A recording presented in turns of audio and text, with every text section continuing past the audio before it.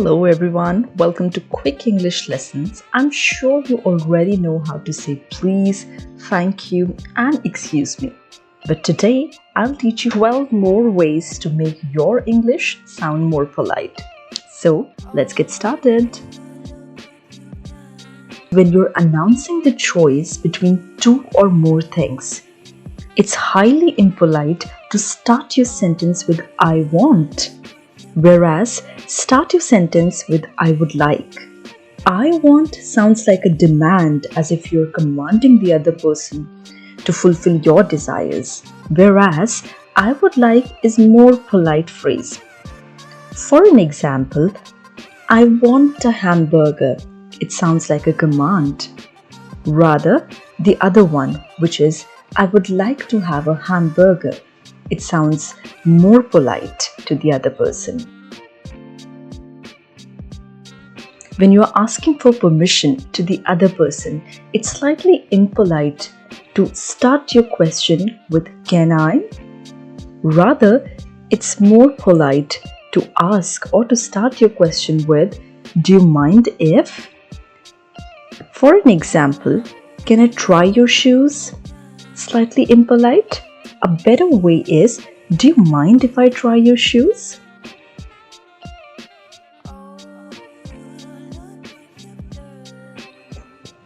Well, we often receive invitations and there are times when we can't make it to the party or to the event.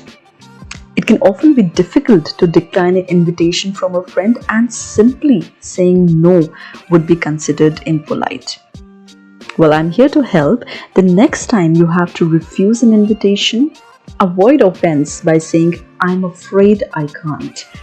For an example, if you say, I can't come to your home today, it may sound direct and may put you in a bad light. Rather, say, I'm afraid I won't be able to come to your home today. Please accept my apologies. You can add the more polite phrases at the end too. There are times when we are stuck in a situation where we need other people's help to get out of it. It can be a smaller one or the bigger one. And rather than directly asking for help, it's much comfortable for the other person to have options too. So rather than saying, I need this help from you, you give a choice to the other person by using the phrase, I was wondering if. For an example, I need 500 rupees from you. Now, this is polite, but it does not give any choice to the other person. Rather, if you say, I was wondering if you could lend me rupees 500. Now, this gives a person a choice to think and to make the decision.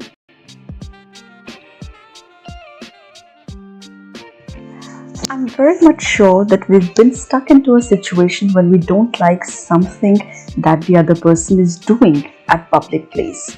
For an example, it may be smoking cigarette, it may be making noise at the public place, etc. Now, to get the desired result rather than shouting that stop this, you must use the phrase that is, would you mind not doing this or not doing it? For an example, if somebody is smoking beside you and you don't appreciate it, rather than saying stop smoking, you must insist and say, would you mind not smoking here?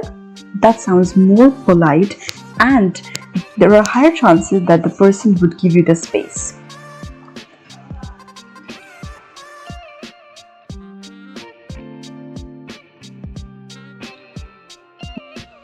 The situation of disagreement occurs too often, whether we are at workplace or with friends.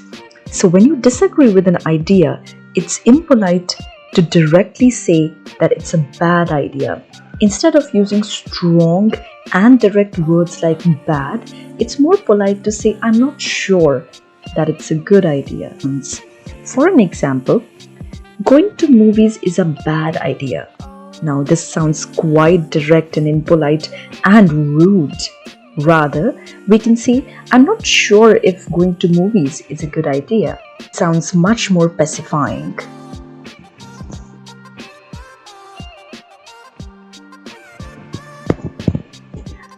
I'm sure on a daily basis we stumble upon a situation where we need something that's kept far or at a distance, maybe in the same room.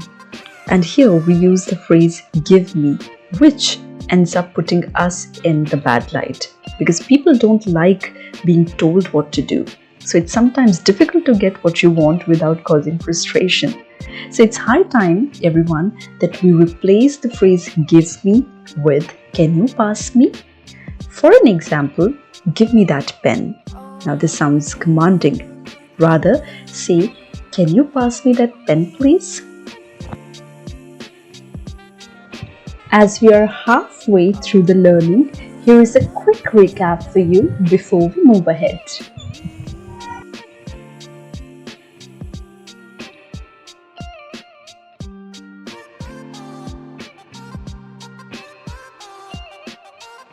When asking for information, don't directly use the phrase do you know. Rather, give the other person a chance, an option by using the phrase by any chance. For an example, do you know about the latest recruitments? Rather, say by any chance, do you have any idea about the latest recruitments? Using this phrase puts the person away from a pressure-like situation.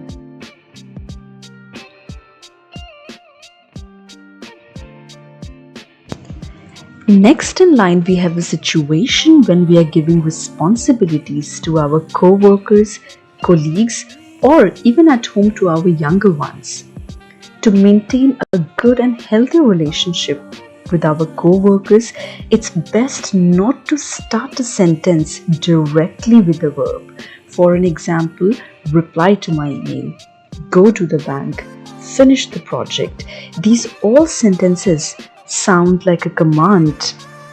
Rather, we must make requests. For an example, don't say send me the reports. Rather, say could you please send me the report? Don't say finish the project. Rather, say I'm looking forward to seeing the project finished. It is an easy peasy one when you miss out something that the other person has spoken. Don't ask what. Rather, there are multiple ways to ask the person to repeat, like, pardon me, excuse me, could you repeat that? Oh, I missed out the last one, would you mind repeating it? Etc. And here is the example of the same. What did he say? This is an impolite way to ask the person to repeat. Rather, you can ask, pardon me. Now, when you are taking follow-up from your co-workers, it's quite direct to use the phrase tell me. Tell me about the dates of the event. Tell me about the files. Tell me about this. It's very direct and commanding, as if you're showing your superiority to the other colleagues. Rather, say let me know. It sounds much more polite to the other person. It also makes the other person feel more valuable. For an example, tell me when you're available. Now it sounds more commanding. Rather, let me know when you're available.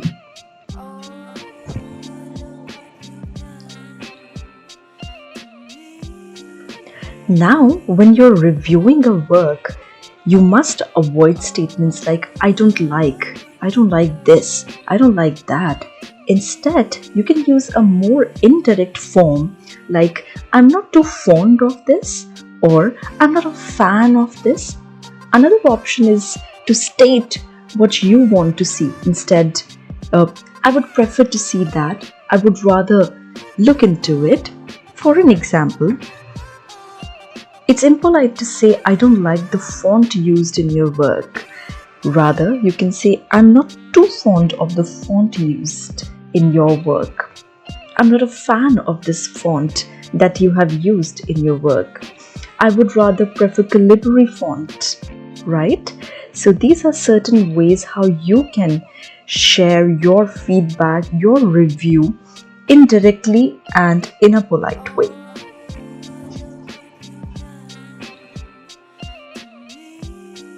One of the most uncomfortable situations that we've ever been in is when somebody has pointed out our mistakes in a manner that has brought all the attention and focus of the room on us by saying, "You are wrong."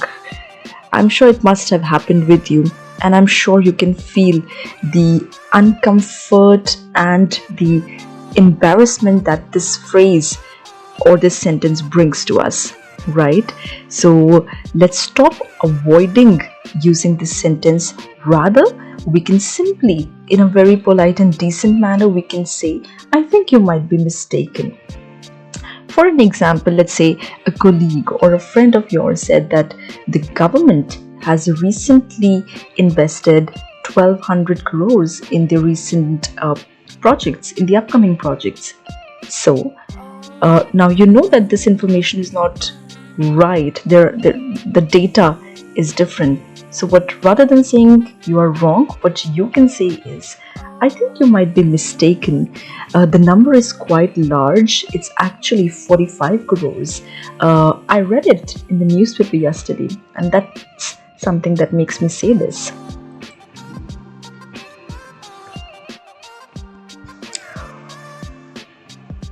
Here is a quick recap for you of the second half of the video.